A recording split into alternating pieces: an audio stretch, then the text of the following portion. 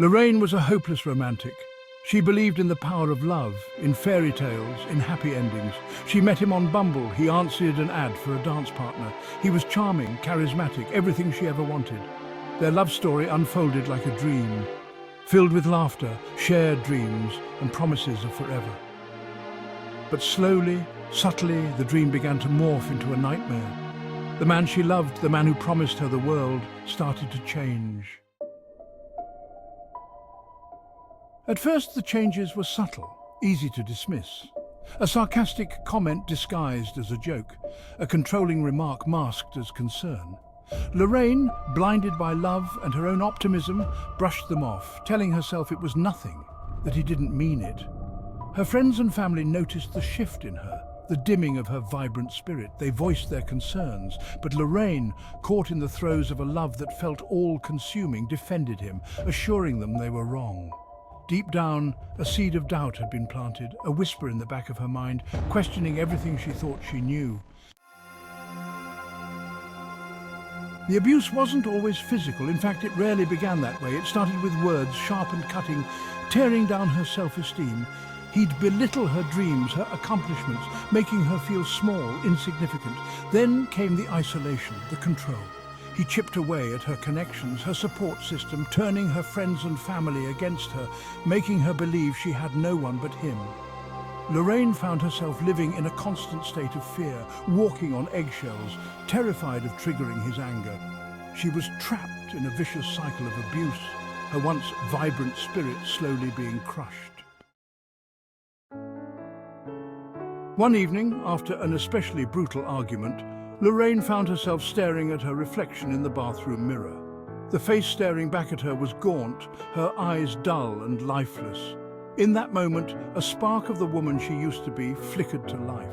She barely recognized herself, the shell of a person staring back at her. It was a painful realization, a terrifying moment of clarity. Lorraine knew she couldn't continue living like this. She deserved better, deserved to be loved, to be cherished. This realization, though terrifying, was also liberating. It was the glimmer of hope she desperately needed. Section 5. Finding my voice, taking my power. After her abuser left, the hardest decision to make was how was Lorraine going to love herself again? Fear warred with the burning desire for freedom. She knew she couldn't do it alone. She reached out to a local improv teacher, Sandy Armstrong, and asked if she could take improv classes. They offered her not only a safe haven, but a lifeline, connecting her with resources, with support groups, with others who understood her pain. With each step she took, with every act of defiance against the life that had been forced upon her, Lorraine felt her voice growing stronger, her spirit slowly returned. She was taking back her power piece by piece. Section 6. The Long Road to Healing. Accepting that she is a survivor of narcissistic abuse was only the first step on a long and arduous journey. The road to healing was paved with therapy sessions, with tearful conversations, with the slow and painful process of rebuilding her life.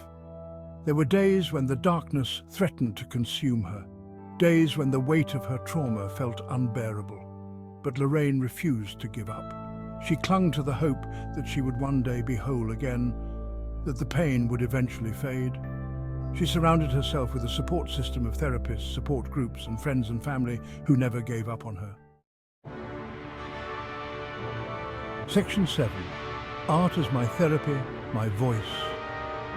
Lorraine had always found solace in art. As a child, she would spend hours lost listening to music, her imagination running wild in dance. After her abuser left their home, she returned to art as a form of therapy, a way to process her trauma, to give voice to the emotions she couldn't express in words. Her creations became her sanctuary, her expression an extension of her heart. She poured her pain, her anger, her hope onto the stage, transforming her darkness into breathtaking works of art. Section 8. From brokenness to beauty, fundraising for a cause. As Lorraine healed, she realized she wanted to use improv and stand-up comedy to help others who were trapped in the cycle of abuse.